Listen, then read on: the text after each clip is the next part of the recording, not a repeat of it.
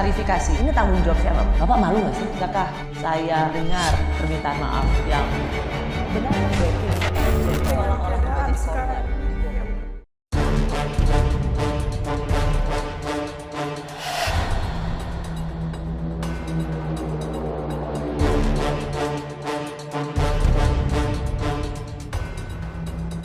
kebebasan berpendapat akan dijamin. Maka itu saya sampaikan, Wakanda no more, Indonesia forever. Ya susah kalau kita menyalahkan angin dari mana saja ya. Kalau kita dengan gampang menyalahkan angin, hujan dan sebagainya, ya mungkin tidak perlu ada pemerintahan kalau begitu. Saya jadi tidak enak ini Mbak hari ini. Mohon maaf, saya tidak enak karena dua kawan saya sedang nagih janji dan membuka buku lama.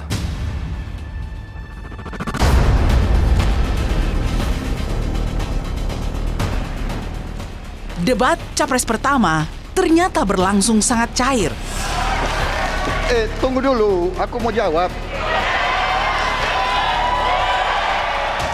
Sesekali ada pernyataan dari para capres yang menggelitik. Namun, saling serang antar capres tetap tak terelakkan. Apa komentar Pak Prabowo terhadap putusan MK yang melahirkan MK itu? Itu aja. Mulai dari sindiran Ganjar terhadap Prabowo terkait putusan Mahkamah Konstitusi, hingga kritik Prabowo pada Anies soal penanganan polusi udara di Jakarta. Anies juga mengkritik Ganjar usai dirinya disebut oposisi lantaran tak setuju pembangunan ibu kota negara Nusantara. Karena itulah Dalam debat pertama ini, Capres menyampaikan gagasan dan pandangannya soal hukum, HAM, pemerintahan, pemberantasan korupsi, serta penguatan demokrasi. pada saat ini kalau kita lihat hukum itu harusnya tegak begini. Inilah hukum. Dalam kenyataannya dia bengkok. Dia tajam ke bawah, dia tumpul ke atas. Dan kondisi ini tidak boleh didiamkan, tidak boleh dibiarkan, dan harus berubah. Karena itu kita mendorong perubahan. Terima kasih. Hanya dengan kerukunan, hanya dengan kearifan, hanya dengan kebersihan jiwa, tidak dengan permainan kata-kata retorika, tapi sungguh cinta tanah air, Indonesia akan maju. Semua ini bisa berjalan kalau kemudian pemerintahnya bersih, pemerintahannya bisa akomodatif, dan kita sikat korupsi itu tidak dengan kata-kata, dengan keseriusan. Debat memang berlangsung dinamis. Setiap capres menyampaikan gagasan dengan gaya dan karakteristik yang berbeda-beda. Harap tenang, Bapak Prabowo.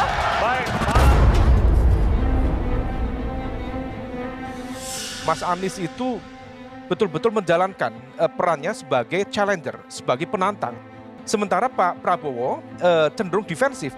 Adapun Mas Ganjar relatif mencoba untuk berselancar di antara kedua itu. Debat Pilpres diharapkan bisa jadi rujukan bagi publik agar lebih jernih dalam memilih. Masyarakat harus cerdas di dalam memilih. Dan saya percaya masyarakat kita sudah sangat cerdas dalam menilai debat ini, dalam menilai rekam jejak di masa lalu. Mudah-mudahan pemilu ini menghasilkan pemerintahan yang benar-benar pro hak asasi manusia, pro pemberantasan korupsi, dan pro demokrasi. Masih ada catatan di debat pertama, perlu jadi perhatian pasangan calon. Pada debat selanjutnya, Capres-Cawapres harus mengeluarkan lebih banyak amunisi gagasan agar debat semakin berisi.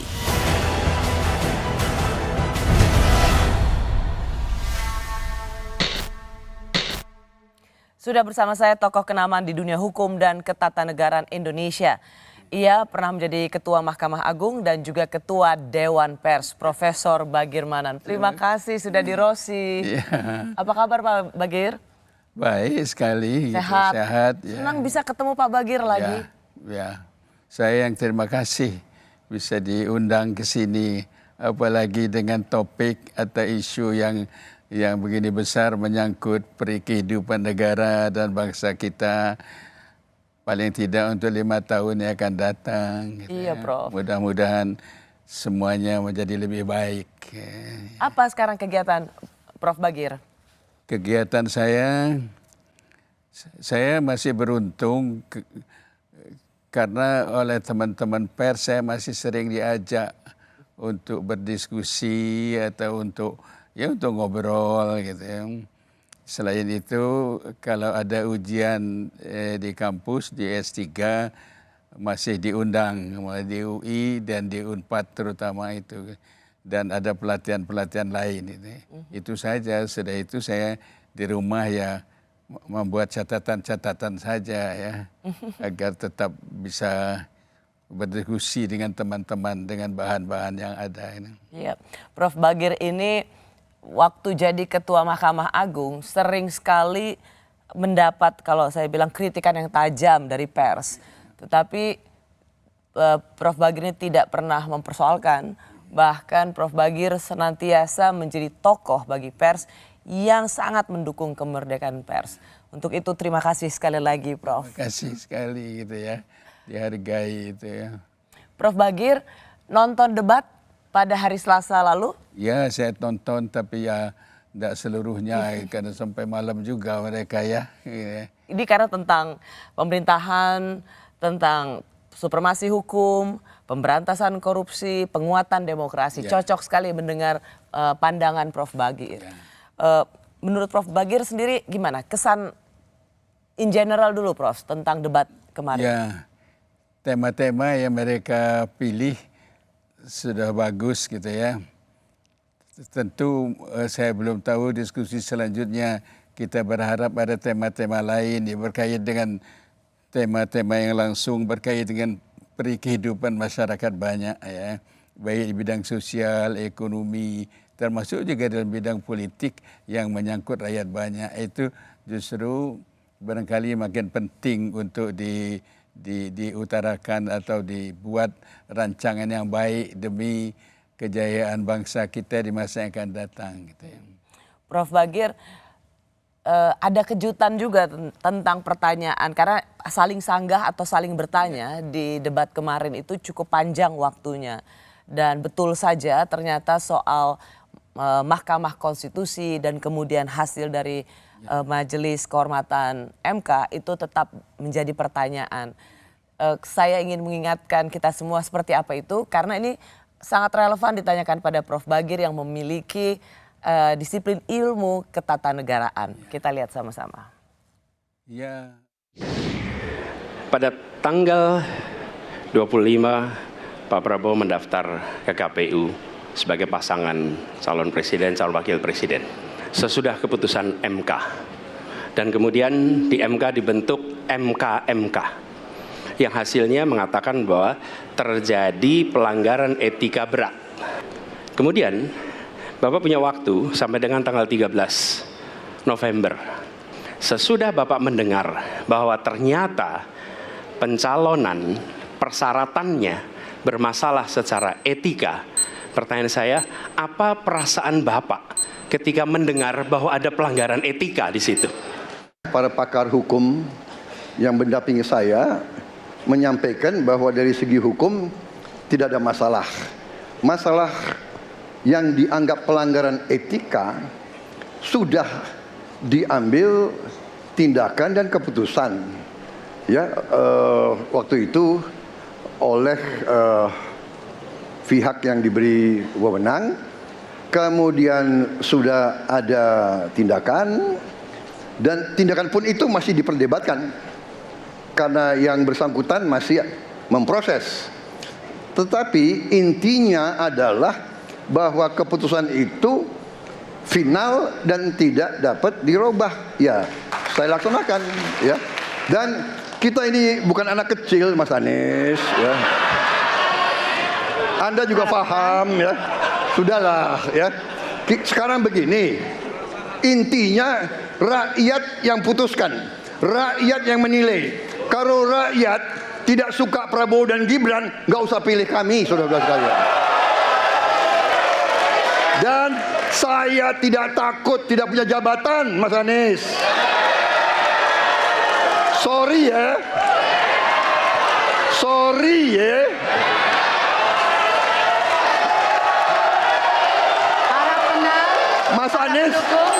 Mas Anies, saya tidak punya apa-apa. Saya sudah siap mati untuk negara ini. Prof Bagir lihat tanya dan jawab itu gimana, Prof Bagir? Ya. Jawaban Pak Prabowo yang menyatakan ini putusan hakim tidak salah, sudah benar. Putusan hakim ya putusan hakim. Soal terjadi pelanggaran etika itu adalah yang menyangkut pelaku-pelakunya, yaitu para hakimnya itu. Sedangkan putusan hakim adalah putusan yang mempunyai kekuatan mengikat. Apalagi dalam Undang-Undang Dasar kita ditegaskan putusan Mahkamah Konstitusi itu adalah putusan yang dalam bahasa asing disebut final and binding itu gitu ya. Jadi ini putusan hakim, terlepas suka dan tidak suka. Kalau ada yang keberatan terhadap putusan hakim, ya ada upaya hukumnya kalau ada gitu ya. Tapi kan putusan Mahkamah Konstitusi kan tidak ada upaya hukumnya. Betul. Ya. Prof, kalaupun ada, mereka lakukan dengan gugatan baru ya.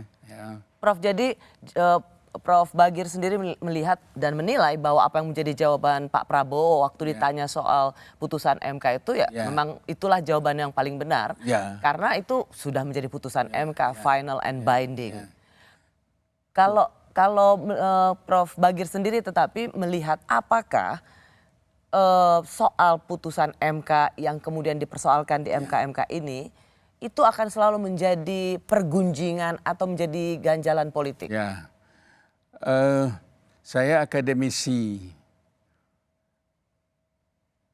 Paling tidak di lingkungan akademis akan jadi bahan diskusi yang terus menerus, paling tidak gitu ya. Bahkan itu menjadi sangat menguntungkan bagi kita di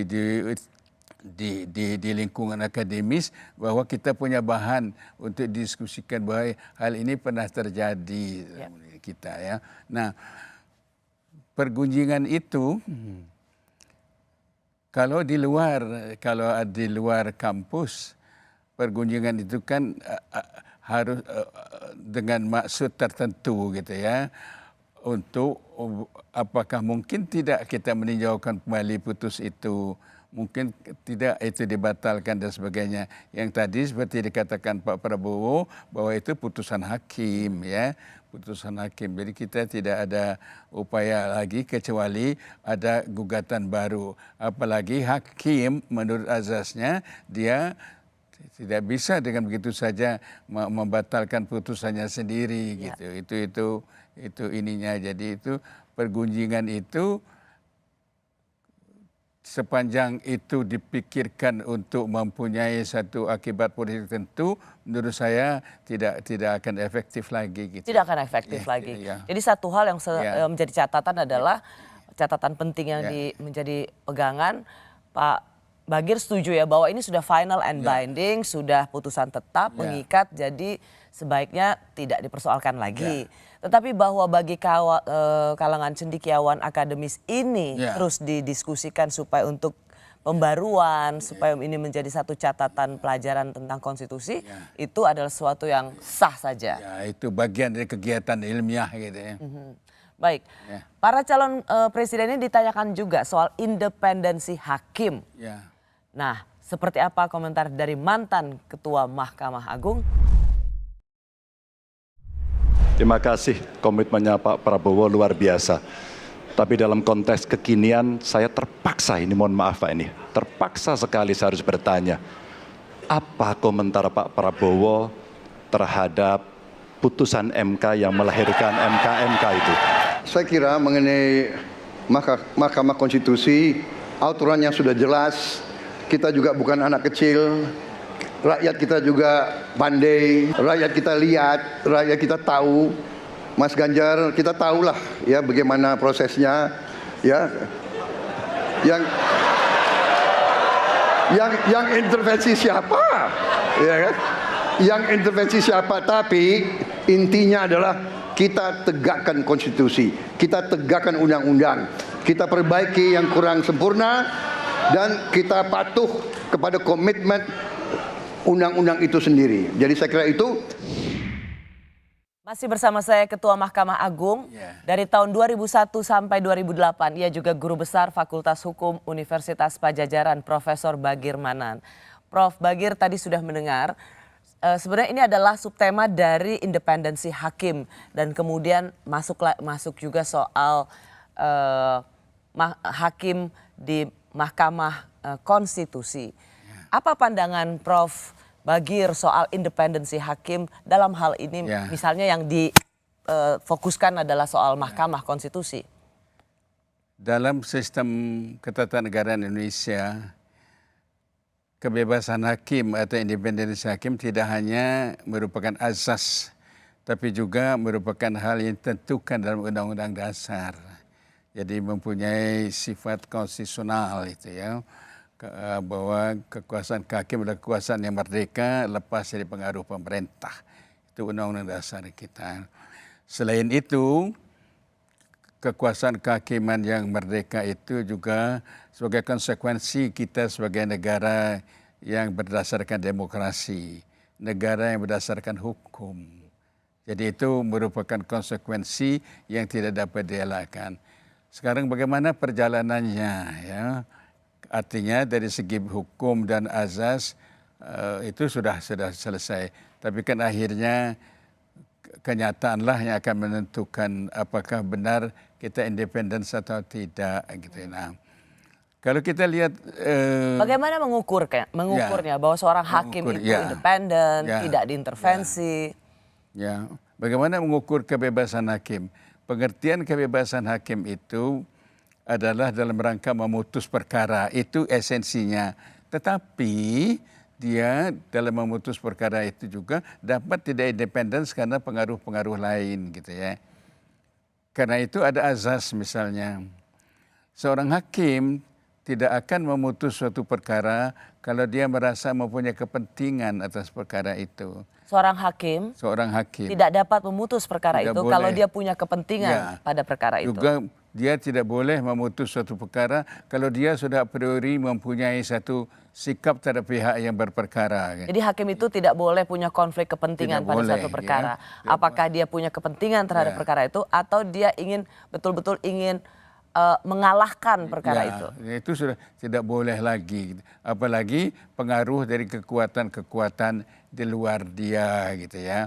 Nah, memang pada tingkat tertentu misalnya hakim konstitusi dan hakim Mahkamah Agung, pengangkatan mereka ada campur tangan politik, yaitu lewat DPR dan Presiden.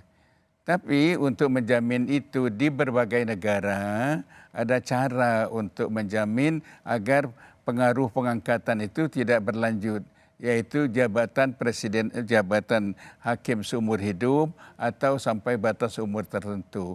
Hakim tidak boleh disalahkan karena putusannya, kecuali menurut upaya hukum yang sudah ditentukan secara konstitusional. Itu untuk menjaminnya itu. Tapi kan manusia adalah manusia, kan kita tidak tahu bahwa dari masuknya dari mana itu. Seorang hakim yang menduga bahwa dia mempunyai vested interest atau menduga dapat diperkirakan bahwa dia berkaitan dengan satu perkara, maka secara etika mestinya dia tidak ikut dalam perkara itu. Misalnya dia meskipun dia mengatakan saya tidak terpengaruh, tapi dia punya hubungan kekeluargaan misalnya, lebih baik dia menjauh dari perkara semacam itu. Tidak itu boleh ikut serta ikut dalam memutus perkara itu. Ada yang menarik dari apa yang dikatakan oleh calon presiden nomor urut 1 Anies, yaitu soal intervensi eksekutif pada yudikatif. Prof dengar ya apa katanya Pak Anies waktu itu? Jadi ketika saya bertugas sebagai presiden, maka saya akan tegaskan kepada semua yang berada di lingkar judisial bahwa tugas Anda bukan hanya menegakkan hukum, tugas Anda menghadirkan rasa keadilan. Nomor satu, tegaskan itu. Yang kedua, bila terjadi praktek-praktek di mana keadilan tidak hadir, maka negara tidak boleh diam dan mengatakan, nah itu kan proses hukum. Tidak bisa. Justru negara harus mempertanyakan apa yang sesungguhnya terjadi. Dan itulah yang kemudian harus dikerjakan oleh negara, memastikan bahwa proses hukum benar-benar berorientasi kepada keadilan. Ya. Ya, Prof. Bagir di sini kan sebenarnya ingin dikatakan bahwa negara tetap harus hadir. Presiden sebagai kekuasaan tertinggi di eksekutif ingin memastikan soal keadilan. Karena selama ini yudikatif bersembunyi di balik putusannya dengan mengatakan independen. Tapi kualitas keputusannya buruk. Ya. Bisa terjadi bahwa memang independensi itu seperti pedang bermata dua. Satu pihak untuk menjamin dia betul-betul sebagai penegak keadilan, penegak kebenaran, tapi dapat juga disalahgunakan, dapat juga terjadi. Nah, tentu harus ada kontrol. Tapi kalau dikatakan, kan tadi kita bicara soal independensi hakim, intervensi gitu. Harus ada tetap ada caranya. Misalnya kalau nyata sekali bahwa dia melakukan pelanggaran prinsip-prinsip itu, ada proses hukumnya. Di negara macam Amerika Serikat ada yang namanya proses impeachment. Impeachment pada hakim agung. Ya. Di tempat kita seperti berjalan sekarang itu sayang baru pada batas etika saja, yaitu seperti kemarin MK gitu mensinyalir terjadinya pelanggaran etika gitu. Semestinya gitu kalau sudah disinyalir terjadi pelanggaran etika itu, karena etik itu adalah berlaku internal, harus mempunyai konsekuensi terhadap internal terhadap diri kita sendiri saja gitu. Tergantung pada tingkat kesadaran kita mengenai tugas itu, ya. Sebab di dalam adagium jabatan itu ada yang namanya noblesse oblige gitu ya. Setiap jabatan itu mengandung tanggung jawab gitu ya.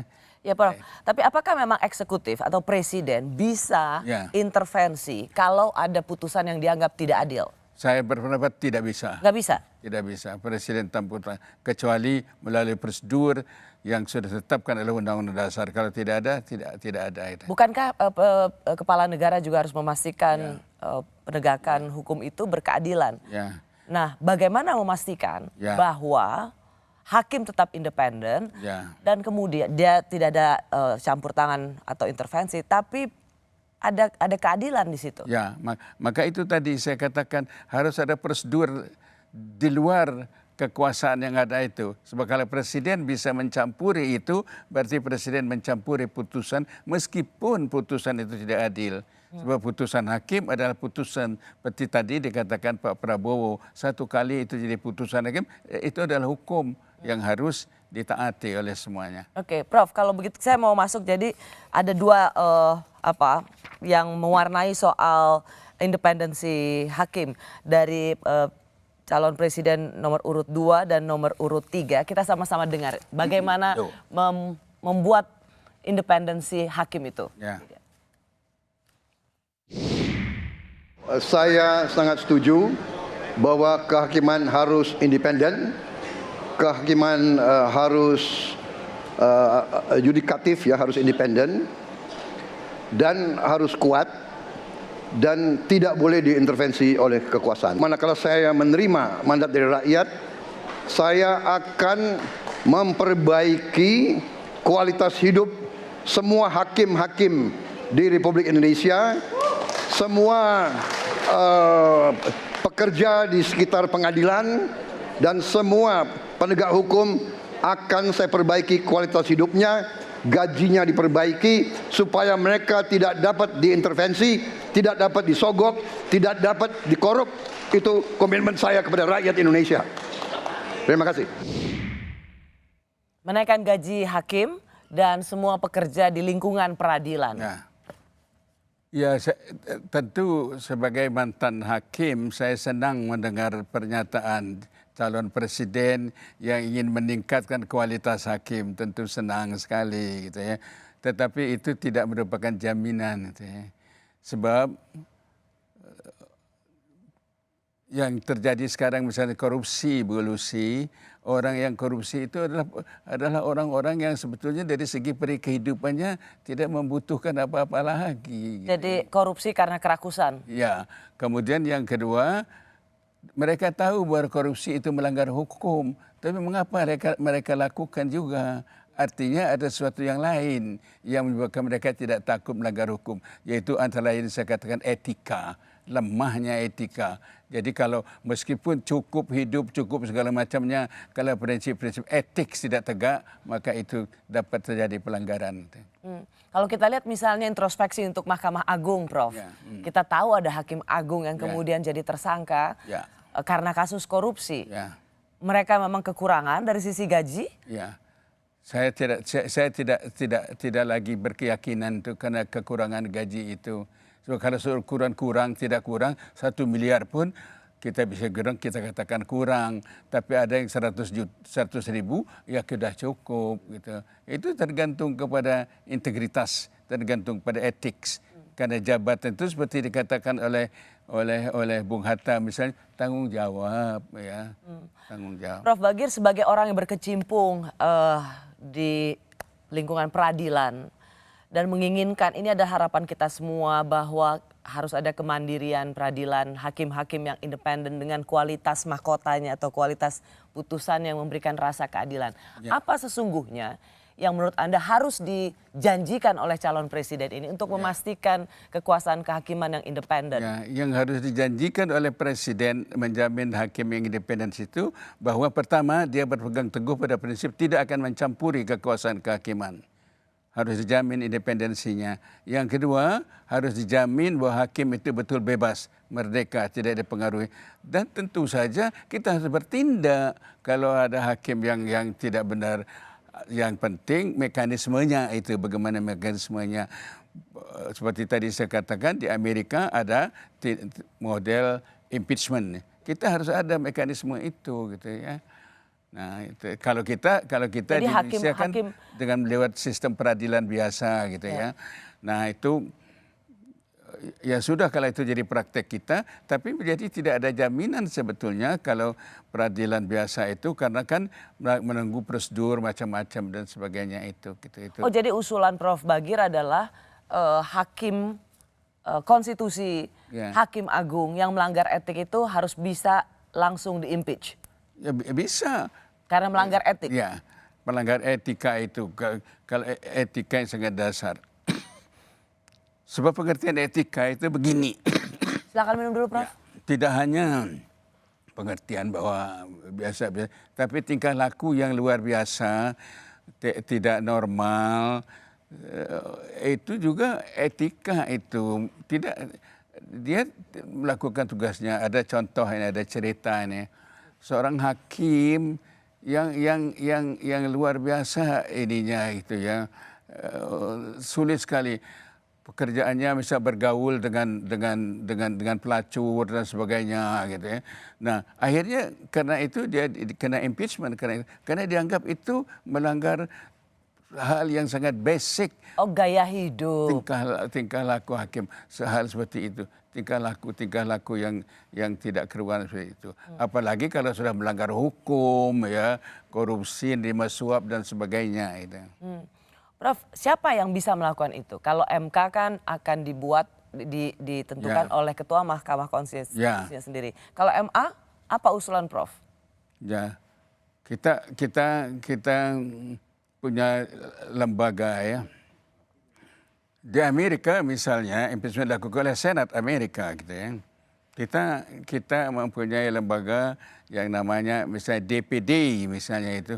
Apakah DPD secara konstitusional tidak bisa diberi kewenangan seperti itu? Dia sebagai penegak etik. Karena DPD tidak terlibat dalam urusan sehari-hari yang berkaitan dengan pembentukan undang-undang gitu misalnya begitu ya. Kalau mau kita ke sana. Oke. Prof, kita akan masuk ke soal pemberantasan korupsi. Karena jelas ada lembaga seperti KPK yang disebut harus dikembalikan kembali fungsinya seperti semula. Saya ingin tanya Prof Bagir soal ini. Yang tidak kalah penting, Undang-Undang KPK harus direvisi sehingga KPK menjadi lembaga yang kuat kembali. Yang ketiga, diberikan imbalan, reward kepada mereka yang membantu melakukan pelaporan, penyelidikan, sehingga ketika melaporkan kita akan punya partisipasi masyarakat, dan itu dibolehkan oleh undang-undang. Yang tidak kalah penting adalah standar etika untuk pimpinan KPK harus standar yang tinggi.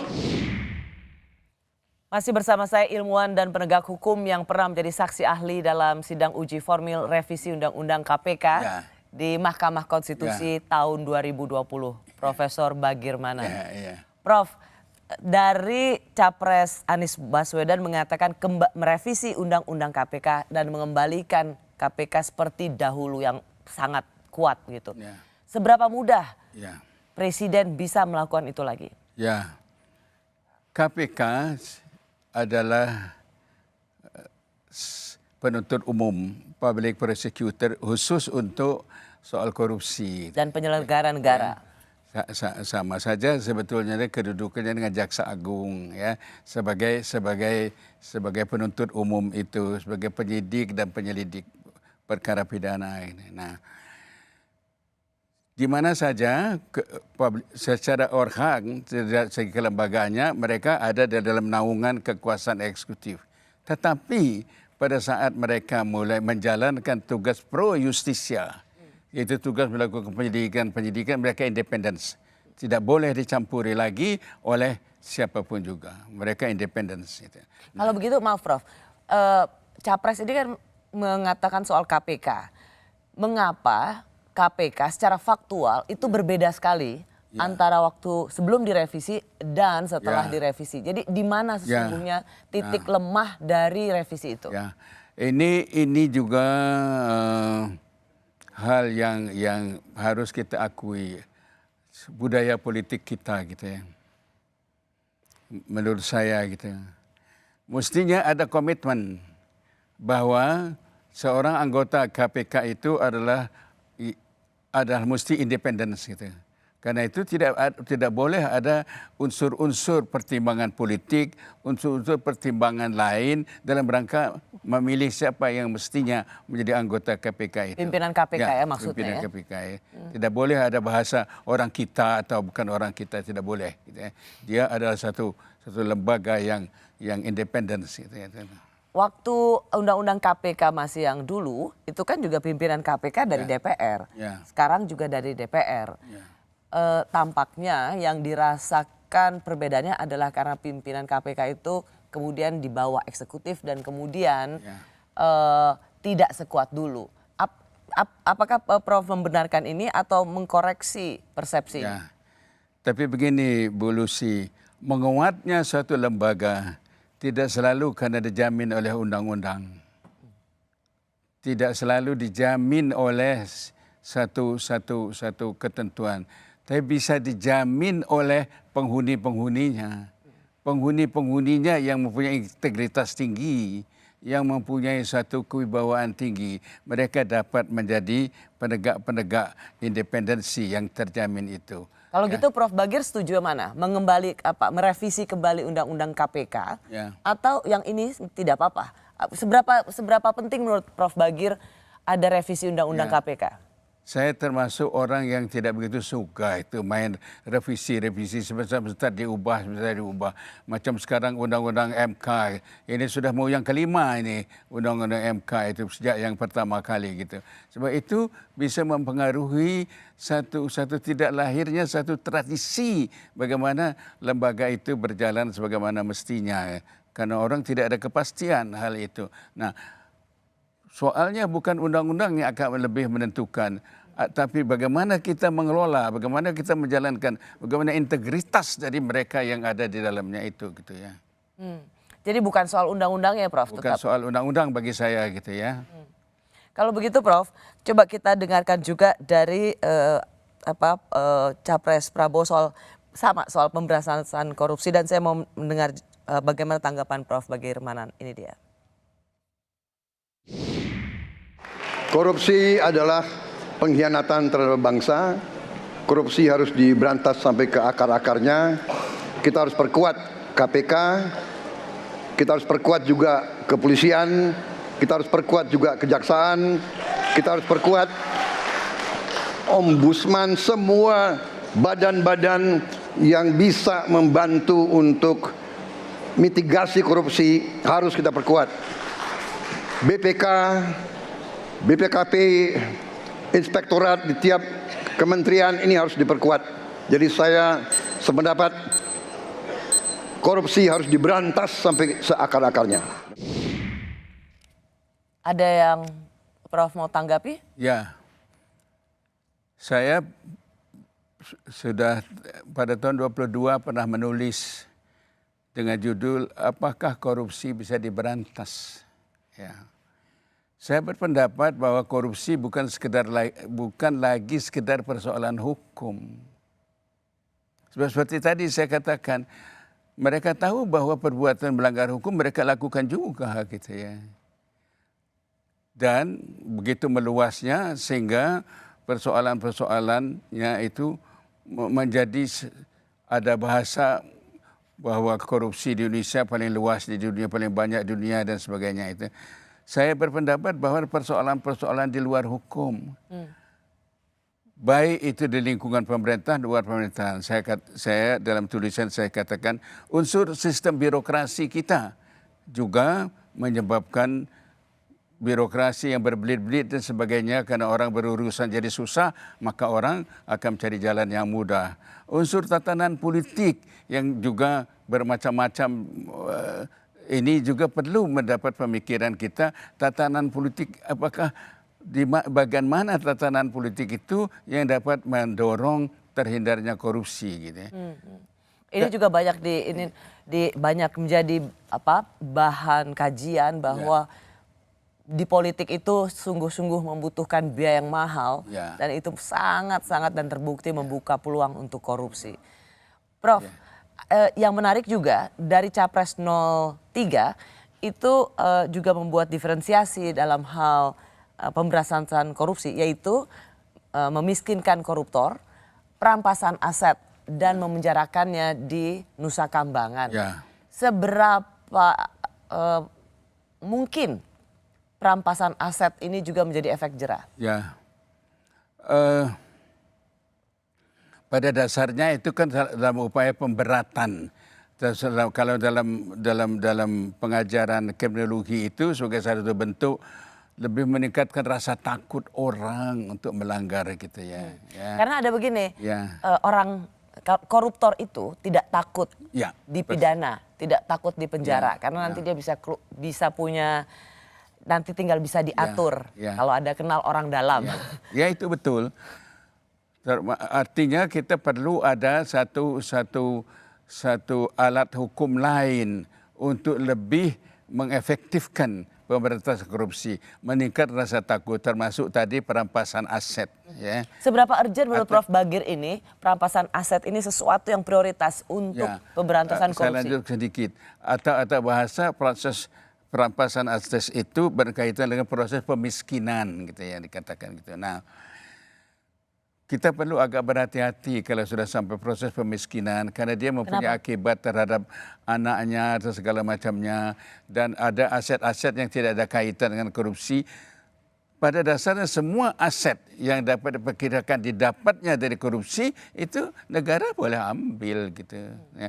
Tetapi jangan juga sampai aset yang tidak ada kaitannya dengan korupsi kita ambil, proses pemiskinan yang akan menyebabkan anak istrinya menjadi terlunta-lunta, itu menjadi urusan negara juga. Tidak adil. Itu juga memberikan ketidakadilan.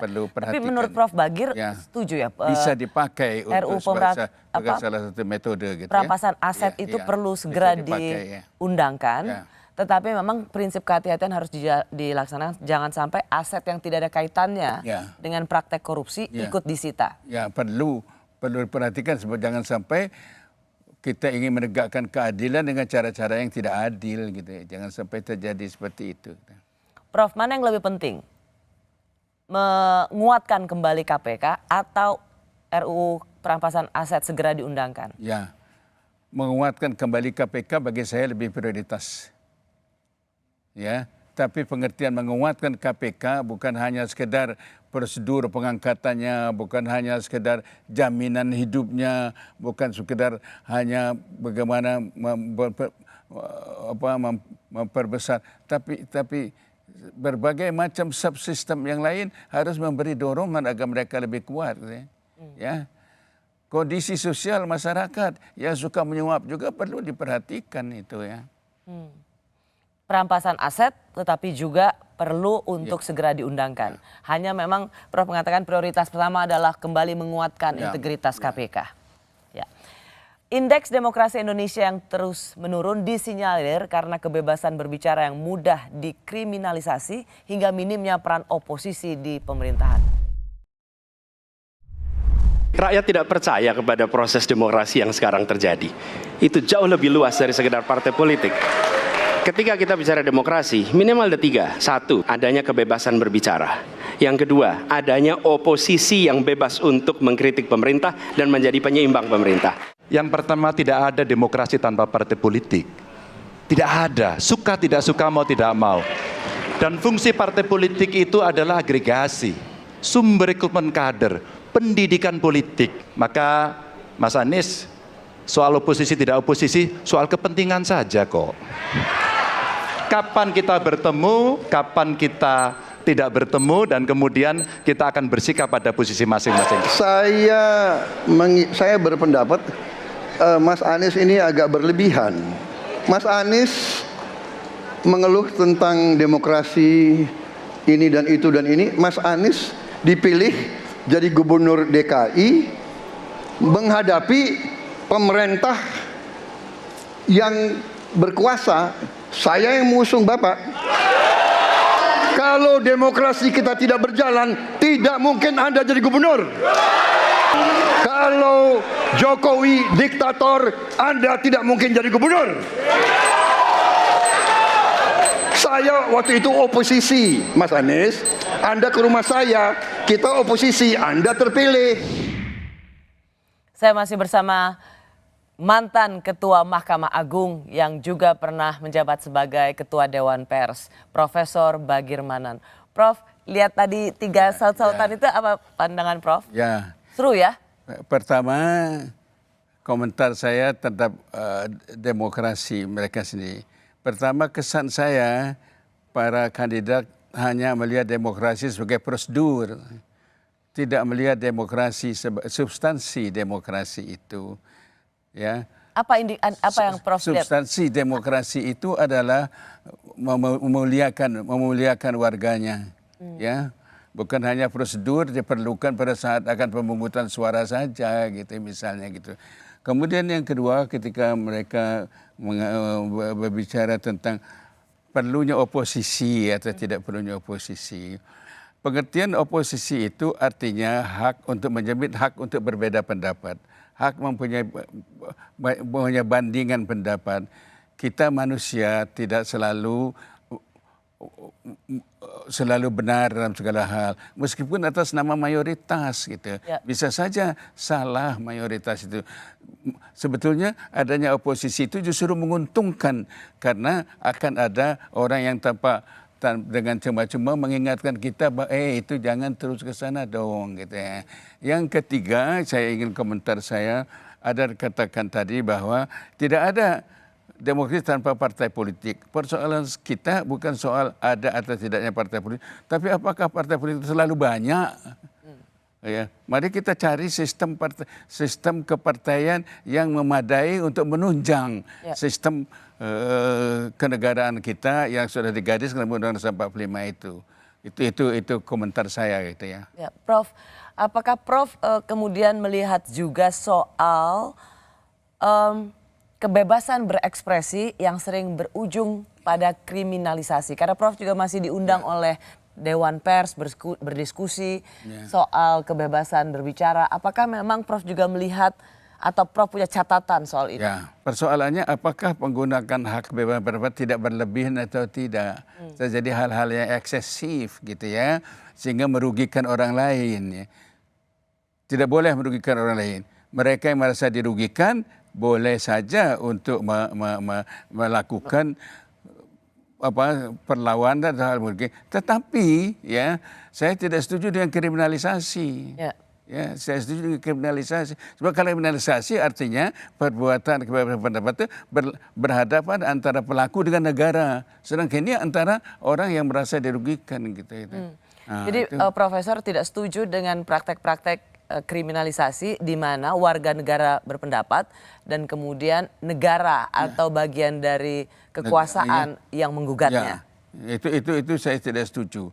Biarlah mereka yang merasa dirugikan oleh kebebasan pendapat untuk mempertahankan haknya, alasannya gitu ya. Hanya memang Prof, negara berada di tengah-tengah itu ya. Yang terjadi sekarang, fenomena sekarang adalah pendapat seseorang itu dilaporkan oleh katakan misalnya organisasi tertentu karena dianggap merendahkan martabat seseorang atau pejabat begitu. Jadi ini dan polisi memproses itu karena itu bagian dari aduan masyarakat. Ya, saya berpendapat bahwa kalau pelanggaran hak asasi yang mengenai seorang atau pejabat, berarti seorang atau pejabat itu berkepentingan, ya.